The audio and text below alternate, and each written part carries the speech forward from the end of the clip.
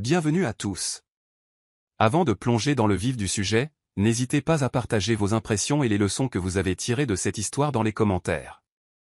Et n'oubliez pas d'aimer et de vous abonner. Allons-y. Je m'appelle Debra. J'ai 52 ans et je viens de Birmingham, en Alabama. Pendant 10 ans, j'ai cru que mon mariage avec Jérôme était éternel. Nous nous sommes rencontrés au barbecue de mon cousin.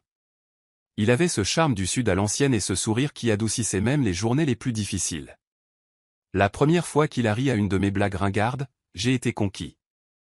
J'avais fait de longues gardes à l'hôpital de la ville, et Jérôme était entre deux emplois à l'époque. Mais il me donnait l'impression de rentrer à la maison à chaque fois que j'étais avec lui. Dès le début, j'ai construit ma vie autour de lui, petit à petit, brique par brique, convaincu que c'était ça l'amour. C'est drôle comme les choses qu'on construit par amour peuvent finir par être celles-là même qui nous brisent. J'ai cuisiné, fait le ménage, entretenu notre maison. Quand la mère de Jérôme est tombée malade, c'est moi qui lui ai donné son bain, qui me suis assise à ses côtés, qui ai prié pour elle au milieu de la nuit, tandis que Jérôme était sous le coup de la nervosité. Je l'ai soigné pendant 2 licenciements, sans jamais me plaindre, j'ai juste resserré le budget et pris des heures supplémentaires. Le fils de sa sœur, Terence, est resté avec nous pendant près d'1 an, le temps qu'elle se remette sur pied, et je me suis assuré qu'il arrive à l'école avec un déjeuner tous les jours. L'amour n'a pas toujours été facile, mais je nous ai soutenus parce que je croyais en nous. Pendant ce temps, je mettais de l'argent de côté pour ma retraite, comme mon père me le disait toujours. Et toujours ton propre avenir, Debra, disait-il. Même avec un homme bien, on ne sait jamais de quoi demain sera fait. Papa a travaillé à l'acierie jusqu'à ce que son dos lui lâche, mais il n'a jamais laissé ni maman ni nous, les enfants, manquer de quoi que ce soit. Cette leçon m'a profondément marqué. J'ai mis de côté ce que je pouvais de chaque paie, renonçant parfois à acheter de nouvelles chaussures ou à prendre des vacances juste pour voir ma pension augmenter légèrement. C'était mon filet de sécurité, ma fierté, ma façon d'honorer la mémoire de papa. Jérôme avait ses propres idées sur l'argent, même s'il les exprimait rarement à voix haute. Il aimait les nouveautés, une voiture, le téléphone dernier cri, les dîners au restaurant quand il avait de l'argent. Mais il disait toujours, « Prends soin de nous, Debra, tu as le sens des chiffres, comme cette infirmière. » Je pensais que c'était une question de confiance. Avec le recul, je me demande si ce n'était pas juste une question de commodité. Pourtant, je n'avais rien soupçonné, du moins pas au début. Il y avait des signes, pour être honnête. De petites fissures dans le verre que je choisissais de ne pas voir. Les réunions de travail qui duraient jusqu'à tard, la nouvelle eau de Cologne qui ne provenait pas du flacon que je lui avais offert pour son anniversaire. Sa façon de verrouiller son téléphone, de sursauter quand j'entrais dans la pièce pendant qu'il envoyait un texto. Je me disais que tous les mariages avaient leur saison, que nous traversions simplement une période difficile, et je priais pour nous tous les soirs. Mais le plus grand changement, celui que je ne pouvais ignorer, s'est produit discrètement. Jérôme a arrêté de m'accompagner à l'église. C'était notre truc. Chaque dimanche matin, qu'il pleuve ou qu'il fasse beau, nous étions assis côte à côte sur le même banc à l'église Baptiste Greater Hope, comme nous le faisions depuis des années. Soudain, il avait toujours une excuse. Je suis fatigué, Debra, ou j'ai des courses à faire. Au début, je l'ai laissé aller. Mais au fil des mois, le fossé entre nous s'est creusé, s'est refroidi. Je me suis retrouvé à serrer le recueil de cantiques un peu plus fort, sentant l'absence de son bras autour de mes épaules. Malgré tout, j'ai essayé de nous maintenir ensemble. Je l'ai invité à dîner, à faire des promenades, à faire tout ce qui pourrait nous rapprocher. Il m'a repoussé d'un haussement d'épaule ou d'un air distrait, à la prochaine, peut-être. Un soir, j'ai trouvé du rouge à lèvres sur sa chemise, d'une couleur pâle, rien à voir avec le mien. Quand je l'ai confronté, il a ri, disant que ça devait venir d'une étreinte de collègue. J'avais tellement envie de le croire. Mes amis ont été les premiers à remarquer ce changement. Keisha m'a apporté un plat de son fameux crumble aux pêches et s'est assise avec moi sur ma véranda un soir. « Tu n'es pas obligé de traverser ça toute seule, Debra, m'a-t-elle dit doucement. On t'a eu. Ma sœur, Brenda, m'appelait tous les soirs après le dîner pour prendre de mes nouvelles.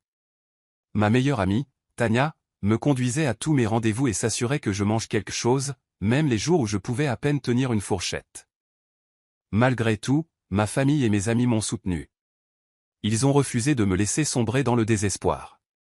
Le point de rupture est survenu un mardi ordinaire. Je suis rentré à la maison après une double journée de travail et j'ai trouvé les papiers du divorce sur la table de la cuisine.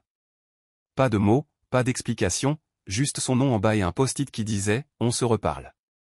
Mes mains tremblaient tellement que je n'ai même pas pu tenir les papiers au début. 10 ans effacés d'une simple signature. Quand j'ai enfin retrouvé mon calme pour lire les documents, j'ai compris la véritable trahison. Jérôme ne me quittait pas seulement, il exigeait la moitié de ma pension. Ma retraite, l'argent que j'avais économisé, l'argent que j'avais sacrifié pendant qu'il achetait des gadgets et mangeait au restaurant pendant mes heures supplémentaires. C'est à ce moment-là que la douleur s'est transformée en feu dans ma poitrine. Cette nuit-là, j'ai pleuré jusqu'à ne plus pouvoir. Je me suis recroquevillé sur le canapé et j'ai fixé le plafond. J'avais l'impression d'avoir été enterrée vivante. Mais quand le soleil s'est levé, quelque chose en moi s'est durci. J'ai réalisé que j'avais le choix. Je pouvais laisser cela me détruire, ou me battre pour ma paix, pour mon avenir. Je me suis choisi. Ce que Jérôme ignorait, et n'aurait jamais pu savoir, c'est que j'avais vu venir le destin des années plus tôt. Après ma deuxième vague de licenciement à l'hôpital, j'avais consulté un conseiller financier et établi un plan. J'avais encaissé ma pension, payé les pénalités et investi discrètement la majeure partie de cet argent dans mon petit rêve. Une cuisine mobile de soul food. J'ai grandi en regardant ma mère et ma tante cuisiner, et j'ai toujours voulu partager cet amour avec le monde. Je gardais mes projets secrets, sans même en parler à mes amis les plus proches, au cas où. Le food truck a été mon salut à plus d'un titre. Après mes journées de travail, je passais mes week-ends à me familiariser avec le métier, à perfectionner des recettes et à tisser des liens avec les fournisseurs. Je travaillais sur le menu tard le soir, je testais les plats auprès de ma famille et de mes amis, tout en économisant chaque dollar possible. Ma vision était simple, nourrir les gens, partager la joie et créer quelque chose qui m'appartient. Dans les semaines qui ont suivi la demande de divorce, Jérôme a fait comme si de rien n'était. Il se pavanait dans la maison, me saluant à peine, se comportant déjà comme un vainqueur. Il ignorait totalement que son salaire n'arriverait pas. Je suis resté calme, j'ai joué mon rôle et j'ai attendu la date du procès. Mon avocate, une femme brillante nommée Madame Carter, s'occupait des formalités administratives. Chaque fois que Jérôme avait l'air satisfait, je pensais à la voix de papa. Et toujours la tienne. Le jour de l'audience était clair et lumineux, le genre de matinée qui vous fait croire à un nouveau départ. J'étais habillé avec soin, vêtu de mon plus beau costume bleu marine, les cheveux tirés en arrière, la main immobile. Mes amis et ma sœur étaient là pour me soutenir, leur présence comme un bouclier silencieux. Jérôme est arrivé dans son plus beau costume, souriant comme un chat qui a eu la crème. Il m'a à peine accordé un regard. Nous étions assis l'un en face de l'autre dans cette salle d'audience stérile, un gouffre nous séparant. Le juge examina les documents, son regard allant et venant. Madame Carter remit les documents financiers. Un silence régnait à la lecture du juge, la tension était palpable. Puis la juge leva les yeux plissés. « Monsieur, il n'y a plus de pension à partager », annonça-t-elle, sa voix résonnant sur les murs de la salle d'audience. L'espace d'un instant, on aurait dit une mouche volée. Le visage de Jérôme changea instantanément. Il bégaya, la mâchoire crispée. Puis, pris d'une soudaine colère, il frappa le mur et la table si fort que la pièce se tut. Les papiers volaient. L'huissier s'avança, prêt à intervenir. Tout le monde le regarda. Mais j'ai simplement observé, calme et posé, la vérité enfin éclatée. Il m'a regardé comme si j'avais craché dans son thé sucré. J'ai gardé une voix égale, basse mais inébranlable. Cette pension est partie, Jérôme. J'ai appris il y a longtemps qu'il ne faut jamais laisser un homme cupide manger 2 fois à ta table. La juge a frappé du marteau, a ajourné l'audience, et comme ça, c'était fini. Jérôme sortit en trombe, le visage rouge et silencieux, bousculant tout le monde. J'ai rassemblé mes affaires, serré mes amis et ma sœur dans mes bras et suis sorti la tête haute. Devant le tribunal, la rage de Jérôme débordait.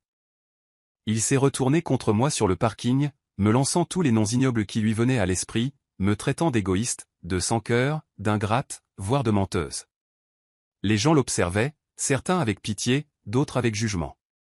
Je restais debout, refusant de me laisser abattre par ses paroles. « Dis ce que tu veux, Jérôme, dis-je doucement. Mais aujourd'hui, tu ne peux plus rien me prendre. Mes amis et ma famille ont formé un cercle protecteur autour de moi, m'accompagnant et me gardant en sécurité. Je n'ai pas bronché. Je n'ai pas regardé en arrière. Chaque pas qui m'éloignait du palais de justice me semblait plus léger, comme si je sortais d'un lourd nuage d'orage. Ce soir-là, j'étais assis dans mon petit appartement, entouré de cartons de déménagement, d'une odeur de carton et d'espoir. J'ai regardé les derniers papiers du divorce, l'espace vide où la demande de Jérôme avait été rejetée, et j'ai ressenti quelque chose que je n'avais pas ressenti depuis des années, la liberté. J'ai élaboré un plan.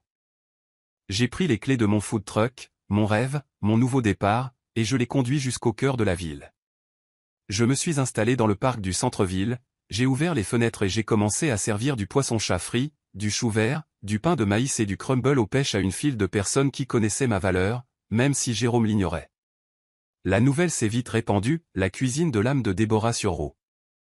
Les gens ont ri, partagé des anecdotes et rempli mon pot à pourboire. Pour la première fois depuis des lustres, je me suis sentie vivante. Je me suis investi dans cette activité, travaillant du matin au soir, perfectionnant des recettes et fidélisant ma clientèle. Le food truck est devenu un havre de paix, un lieu où les gens se réunissaient et partageaient bien plus qu'un simple repas. J'ai embauché quelques jeunes du quartier, je leur ai appris les recettes que ma mère leur avait transmises et je les ai vus grandir. Pendant ce temps, Jérôme essayait de sauver la face.